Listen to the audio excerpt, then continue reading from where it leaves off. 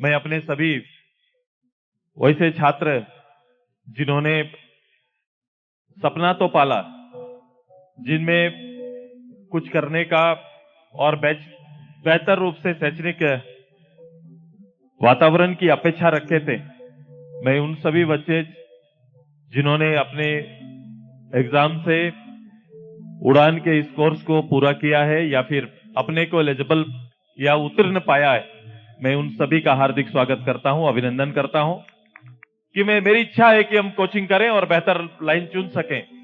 तो ये साधारण परिवार के इन बच्चों की जो इच्छा है वो मुझे प्रेरणा देती है। और मैंने एक तैयारी नए रूप से इस विधानसभा में अभी शुरुआत की है, क्योंकि स्मार्ट क्लास हम लोग ने 37 हाई स्कूल पे लेके आया।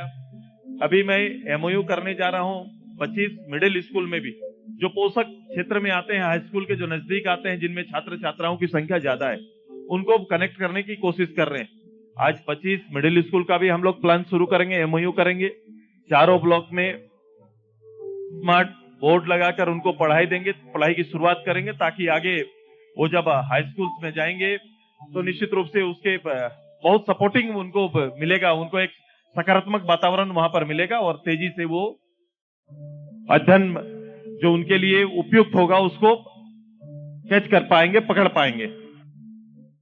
कितना फायदा मिलेगा इस बस की शुरू होने से? हमारे लिए बहुत ज़्यादा फायदा है, क्योंकि हम जाते थे तब हम लोग को पैसा लगता था, आते टाइम 40 रुपया, जाते टाइम 40 रुपया, तो 80 रुपया टोटल खर्चा होता था। तो अब हमारे लिए निःशुल्क सुविधा होगा इसमें।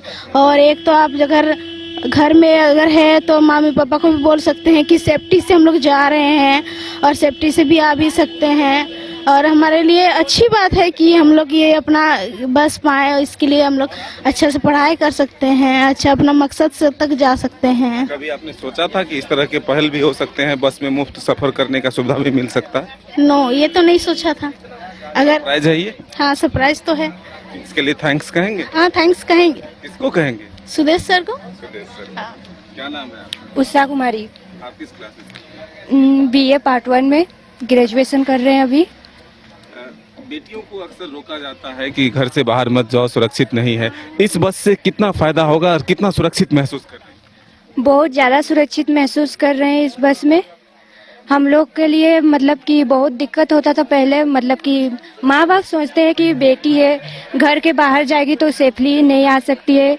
सबसे ज़्यादा मेन रीज़न वही है कि लड़कियों के लिए बाहर जाना सेफ नहीं होता है। और ये इस बस से चालू होने के कारण हमारे मतलब पढ़ाई के जो खर्चे होंगे वो भी बच जाएंगे, क्योंकि महीना में 1000 रुपया हो ही जाता है खर्चा, तो उससे भी बहुत अच्छी मतलब अब होने वाली है फैसिलिटी। तो अच्छा ही हुआ ये बस चालू हुआ। तो आपका क्या नाम है? सीता कुमारी। मैं सुदेश सर को बहुत बहुत धन्यवाद बोलना चाहती हूँ, उन्होंने हम लोग को इतना सुविधा दिया, इसके लिए अब तो बहुत खुशी महसूस हो रही है कि अब पढ़ाई अच्छे से कर पाएंगे। कभी सोची थी जो इस तरह का सुविधा भी मिलेगा? नहीं, घर में पैसों की दिक्कत रहती थी इस पढ़ाई करने? जी सर, बहुत दिक्कत होती थी, इसलिए पढ़ाई नहीं कर पाएंगे सोच रहे थे, लेकिन अब तो लगता है कि कर लेंगे। पैसों के चलते लगता था छूट जाएगी। हाँ, सुदेश सर को मेरे तरफ से बहुत बहुत धन्यवाद। घर में कौन कौन लोग हैं और मम्मी पापा क्या? ये सब है मेरे घर में, वैसे कुछ नहीं है। मम्मी किसान है, पापा खेती करते हैं, और कुछ नहीं। तो उससे आर्थिक परेशानी होती? जी सर। कभी रात हो जाता था तो गाड़ी भी मिलना बहुत मुश्किल हो जाता। 3 बजे के बाद इधर बस नहीं मिलती है, ऑटो भी वहाँ से नहीं आने खुजता है, तो बहुत दिक्कत होता था उस टाइम। इसलिए घर का फैमिली बोलते थे कि नहीं जाओ बोल के। आप क्या बोलती हैं? अब तो इतना सुरक्षा मिलने के बाद तो जाने के लिए तो बोलेंगे ही, पढ़ो बोल के। अब तो इसमें कैमरा भी लगा हुआ है तो घर वाले भी देखते रहेंगे कहाँ है। हाँ, यस। अच्छा, तो घर वाले भी देख सकते हैं कैमरे से? हाँ, देख सकते हैं। क्या नाम है आपका? लीली कुमारी। आप भी कुंडू में पढ़ते हैं? जी। पहले रोज जाते थे कॉलेज?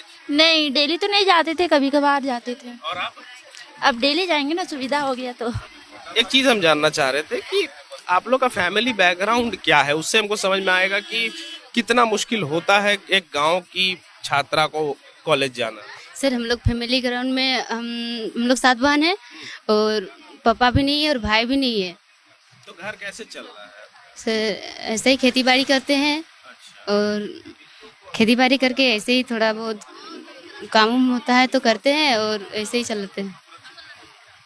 तो आप नमस्ते, मैं सिंपी कुमारी। मैं बिरसा मुंडा आर्चरी एकेडमी सिल्ली की तीरंदाज हूँ। मेरे पिताजी का नाम है लखीराम महतो। मैं करियाडी गांव की सिल्ली ब्लॉक की रांची डिस्ट्रिक्ट झारखंड से बिलोंग करती हूँ। मेरे सर, मेरे कोच प्रकाश सर ने मुझे आर्चरी के लिए सेलेक्ट किया। जब मैं स्टार्ट की थी आर्चरी तब मैं बहुत छोटी सी थी और घर से पैसे लेने पड़ते थे, लेकिन आज मैं तीरंदाजी करके इस काबिल पहुँच गई हूँ कि अब मैं घर में पैसा देती हूँ, घर वालों को सपोर्ट करती हूँ। तीरंदाजी के साथ साथ मेरा जो सेल्फ कॉन्फिडेंस है वो भी बहुत ही बूस्ट हुआ है। और मेरे एकेडमी का नाम है बिरसा मुंडा आर्चरी एकेडमी। उस एकेडमी के संरक्षक है सुदेश सर और अध्यक्ष है नेहा मैम। इन दोनों का बहुत ही सपोर्ट रहा है मेरे एकेडमी के प्रति, मेरे प्रति, और एक पेरेंट्स के रूप में बहुत ही सपोर्ट किया उन्होंने मुझे। उन्होंने मुझे प्लेटफॉर्म दी जिसमें हम अपना टैलेंट दिखा सकें। तो सर को मैं सर और मैम को बहुत बहुत धन्यवाद देना चाहती हूँ। और सर मेरे को मौका दिए अपने टैलेंट दिखाने के लिए, तब जाके आज मैं नेशनल और इंटरनेशनल लेवल पे जाके मैं आज खेल पा रही हूँ। और मैं एक तीरंदाज हूँ। मुझे गर्व है कि मैं अपने राज्य और अपने देश का नाम रोशन कर रही हूँ। मैं मधुमिता कुमारी, एशियन गेम्स मेडलिस्ट। मैं सिल्ली के बिरसा मुंडा आर्चरी एकेडमी में रह के प्रैक्टिस करती हूँ और मैं इंडियन रेलवे से जुड़ी हुई हूँ और मुरी में पोस्टेड हूँ।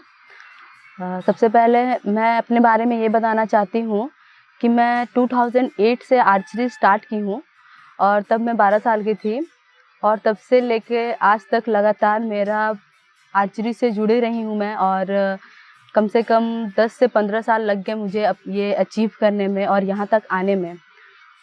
और मैं अभी सबसे पहले तो मैं आपको अपनी जर्नी के बारे में यही बताना चाहती हूँ कि मैंने अपने जीवन में जितने संघर्ष किए हैं उतने संघर्ष तो वो मेरे अपने रहे, लेकिन जिन लोगों ने मुझे इतने सपोर्ट किए हैं उनमें से सबसे बड़ा नाम अगर आता है तो वो मेरे कोच हैं, मेरे पेरेंट्स हैं और सुदेश सर हैं और नेहा मैम हैं, जिन्होंने मुझे आज इस प्लेटफॉर्म पे लाके खड़ा किया है कि मैं अपने लाइफ में कुछ अचीव कर पाई और यहाँ तक पहुँची हूँ।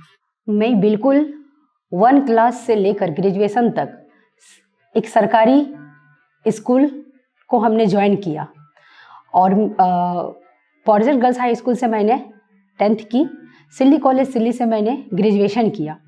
वहाँ ग्रेजुएशन करने के बाद लगा कि मेरे को कुछ अलग करना है सिल्ली के लिए, तो मैंने कमीशन जेपीएससी का तैयारी में लग गई, कमीशन की ओर मूव किया। मैंने लगभग 3 बार इंटरव्यू दी। लगभग 21 साल की उम्र से मैंने ये सफ़र शुरू किया और मुझे 32 साल में सफलता मिली। और इसके पीछे माननीय सुदेश महतो हमारे विधायक जी का महत्वपूर्ण योगदान रहा, क्योंकि गुंज एक ऐसी संस्था थी जिसमें हजारों बेटियों को पढ़ाया जाता था, जिसमें मैंने एक एप्लीकेशन दिया कि सर मुझे कमीशन करना है। उन्होंने कहा ऑल राइट। फिर मैंने अपना जर्नी शुरू किया, क्योंकि मैं बिल्कुल एक साधारण परिवार से बिलोंग करती थी, जहाँ माता पिता पेट चलाए कि बच्चा पढ़ाए या बेटी की सपना पूरा करे, और वो भी ऐसी बेटी जो एक हैंडीकैप्ड है, जिसको समाज में बहुत अधिक पीड़ित, प्रत्येक दिन उसको समाज से जूझना पड़ता था। मैंने कंटिन्यू 12 साल तैयारी में लगाया और हर बार चढ़ी हर बार गिरी, जिसमें हमारे विधायक सर हमेशा बोलते थे तुम कर सकती हो, तुम में वो जज्बा है, तुम एक ऐसा काम करो जिसमें एक सिल्ली में एक अच्छा मिसाल पेश करो। और मैंने उन्हीं के कहने पे और मेरा जो आत्मविश्वास था, मुझे पता था कि मैं कभी ना कभी मैं जेपीएससी क्वालिफाई करूंगी, और एटलीस्ट 21 साल का सफर 32 साल में कंप्लीट हुआ। माननीय विधायक सर हमारे, उन्होंने शिक्षा पर और खेल पर शुरू से ही फोकस किया। उनका कहना था कि सिल्ली पढ़ेगा तो सिल्ली बढ़ेगा, और उन्होंने इस चीज को चरितार्थ करने का प्रयास किया, और उसका एक तरोताजा उदाहरण मैं हूँ शिक्षा के क्षेत्र में, कि मैंने आज झारखंड डिप्टी कलेक्टर बनने का सौभाग्य प्राप्त हुआ। और गुंज एक ऐसी संस्था है जिसमें मेरी जैसी हजारों बच्चों को उन्होंने पढ़ाया। मेरा नाम Prakash Ram, coach Indian archery team. मैं जमशेदपुर का रहने वाला हूं और मैं 2009 से बिरसा मुंडा आर्चरी एकेडमी सिल्ली में ट्रेनिंग दे रहा हूं। सिल्ली में हम सुदेश जी से मिले, सर से हमने बात किया और सर ने एक बार में मेरी रिक्वेस्ट को माना और सिल्ली में एकेडमी की स्थापना की। आपको क्या दिखाई दे रहा है और अच्छा लग रहा है? यस सर, अभी हृदय दिखाई दे रहा है हमें। अच्छा, मानव हृदय। उसमें क्या क्या बताया जा रहा है? मानव हृदय में 4 कोष्ठ होते हैं, उसके बारे में बताया जा रहा है। बायां निलय और बायां आलिंद में शुद्ध रक्त पाए जाते हैं, दायां आलिंद और दायां निलय में अशुद्ध रक्त पाए जाते हैं, इसके बारे में बताया जा रहा है। तो इससे आपको याद हो जाता है या दिमाग में, मतलब वीडियो तो जल्दी याद होता है? Yes sir.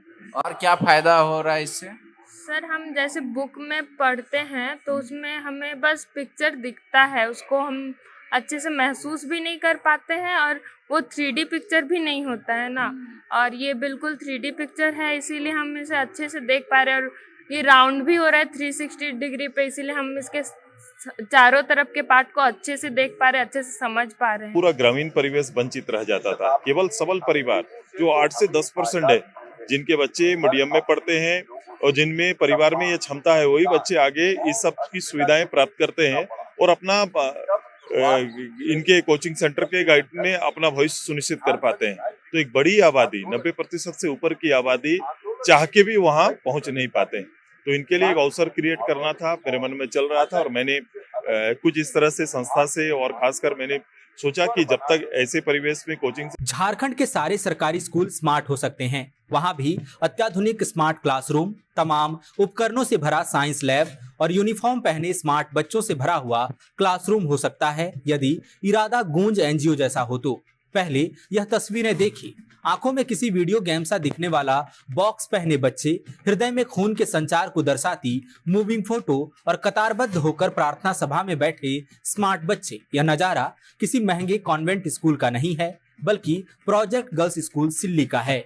यह एक सरकारी स्कूल है।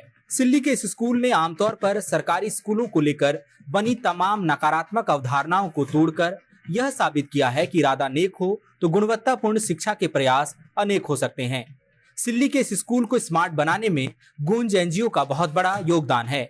गूंज एनजीओ ने इस स्कूल को उन तमाम सुविधाओं से सजा दिया है जो गुणवत्तापूर्ण और सर्वांगीण शिक्षा के लिए जरूरी होता है। इसे देखिए, यह प्रोजेक्ट गर्ल्स स्कूल सिल्ली का स्मार्ट क्लास है। ब्लैक बोर्ड में लिखा है वर्चुअल रियलिटी क्लासरूम, माने VR। जो आप मेरे चेहरे पर देख रहे हैं, दरअसल ये वर्चुअल रियलिटी लैब है। इसका पूरा व्यू हम देख पा रहे हैं और इसी तरह बैक बीन पर बैठकर सिल्ली के बच्चे अब पढ़ाई करेंगे।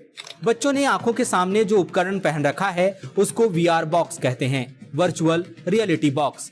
इस बॉक्स में बच्चे उन चीजों को अपनी आंखों के सामने घटता हुआ देख सकते हैं जो वे पढ़ते हैं, जैसे कि पाचन तंत्र, प्रजनन तंत्र या रक्त संचार प्रणाली। अब ये वाली तस्वीर देखिए, यह हृदय है। सबके भीतर होता है, लेकिन कैसे समझ पाएंगे कि काम कैसे करता है। ये बच्चे VR बॉक्स के जरिए देख पा रहे हैं कि हृदय कैसे रक्त को साफ कर शरीर के बाकी अंगों तक उसका संचार करता है। आप गूंज संस्था ने इस स्कूल में लर्निंग बाय डूइंग की अवधारणा को इम्प्लीमेंट किया है, मतलब करके सीखना। दरअसल हम देखी हुई चीज को ज्यादा याद रखते हैं, जैसे कि पिक्चर।